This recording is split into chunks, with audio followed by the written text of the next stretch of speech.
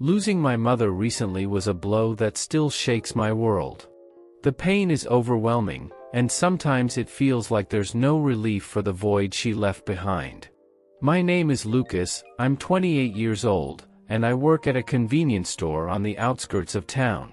But more than that, I was deeply attached to my mother. She was my safe harbor, my anchor in the storm of life. My girlfriend, Julia, is 24 years old and works at a diner.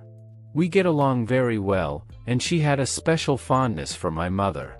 That's why I decided to take her with me to the funeral. After all, she was my partner, and I needed support in this difficult time. But what happened that day left me more than just nervous. I was ashamed of Julia's attitude.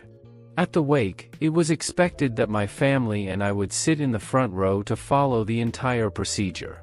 Julia, not being married to me, should have sat in the back. However, she didn't want to obey that social convention and insisted on sitting in the front. At first, she didn't know anyone, and many people came to talk to her, which made her uncomfortable. But instead of understanding the situation, she spent the whole time complaining and asking when we were leaving. That deeply irritated me. It was my mother's funeral, a moment of mourning and respect, and she only thought of herself. The last straw came when, after the burial, she continued to complain all the way back home. I finally couldn't hold back anymore and confronted her. "Are you really telling me this?" I asked her, disbelief weighing on every word.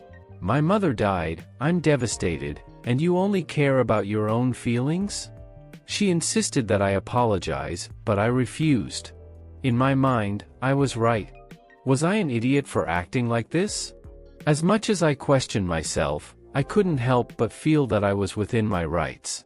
But at the same time, a part of me wondered if maybe I was wrong.